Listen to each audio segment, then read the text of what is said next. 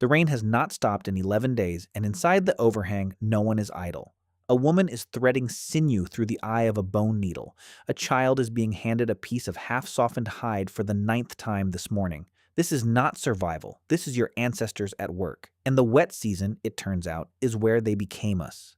The oldest-eyed needle ever found came out of Denisova Cave in the Siberian Altai, 50,000 years old, carved from a bird bone. And the layer it belonged to didn't belong to our species. It belonged to the Denisovans, meaning some cousin of yours, pinned indoors, somewhere very cold and very wet, worked out how to make winter survivable before Homo sapiens had even reached the neighborhood. You cannot invent an eyed needle in a hunt. You cannot invent it outdoors. You invent it because you have a piece of bone, a stone barren, and an entire wet afternoon that isn't going anywhere.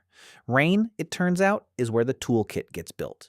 Look at any famous Ice Age site in southwestern France, Abri Pateau, La Ferracie, La Madeleine, and one thing stands out. These aren't caves, they're overhangs, a shelf of limestone leaning south, catching the low winter sun, throwing off the rain.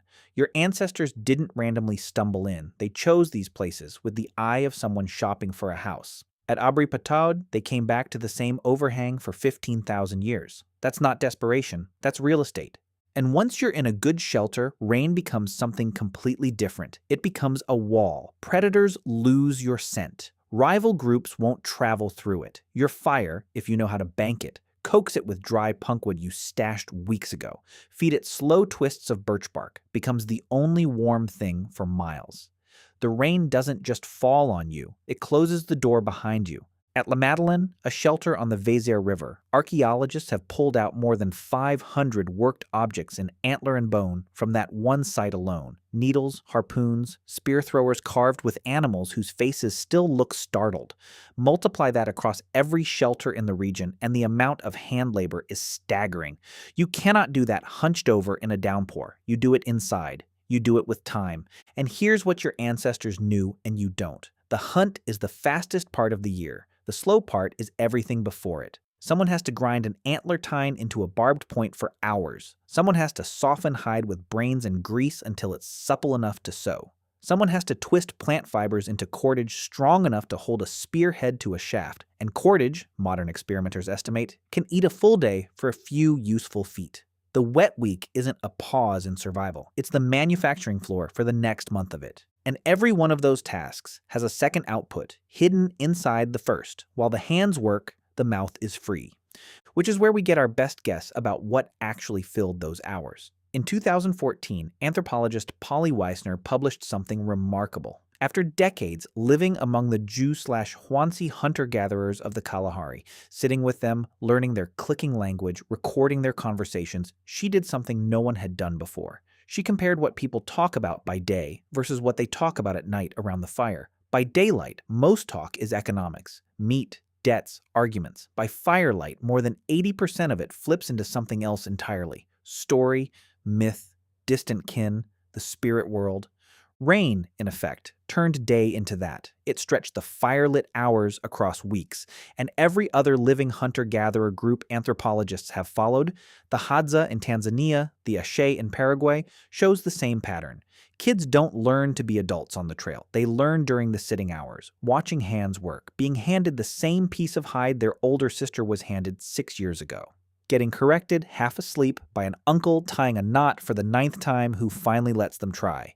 Rain is when a culture actually transfers, and it's when relationships get repaired. Because tight quarters plus bad weather plus no exit is a stress test. When tempers run hot inside the shelter, someone starts a song. Someone retells a story that's been told 1,000 times.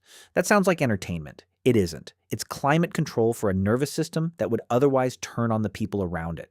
Your ancestors weren't just waiting for the rain to end. They were running maintenance on the thing that made them a group at all, which raises a strange question. What happens when maintenance isn't enough? When the shelter has time to spare? They go deeper. Some of the most staggering art our species has ever produced sits inside limestone chambers so far from any entrance that you can only reach them by crawling for hundreds of feet with a stone lamp burning animal fat clenched between your teeth. The Chauvet horses, the Lascaux bulls. In 2018, a team led by Dirk Hoffman at the Max Planck Institute redated hand stencils and geometric marks in 3 Spanish caves, La Pasiega, Maltravieso, Ardales, to more than 64,000 years ago, 20,000 years before Homo sapiens even reaches Europe. Meaning, if the dates hold, the artists weren't our species at all. They were Neanderthals. Nobody does that work on a sunny day. That is the labor of a group with time, the specific kind of long, stretched indoor time that only a rainy season creates. The deep chambers were the opposite of practical. They're where a human being took the extra hours the weather had given them and reached for something that would still be looked at 40 millennia later. Except sometimes the weather won. The archaeological record has a quiet, awful pattern. In wet lowland regions across Europe, whole generations vanish from the sediment. A culture is here in one layer and gone by the next. When paleoclimatologists overlay their weather reconstructions, the correlation is brutal. Extended cold, wet stretches, and small populations collapse. The shelter economy is fragile. If your fire dies and you can't get another spark going in the damp, you die. If your smoked meat molds through, you die. If the one elder who knew how to make cordage got sick last summer and didn't finish teaching anyone, you and your children may not make it to spring.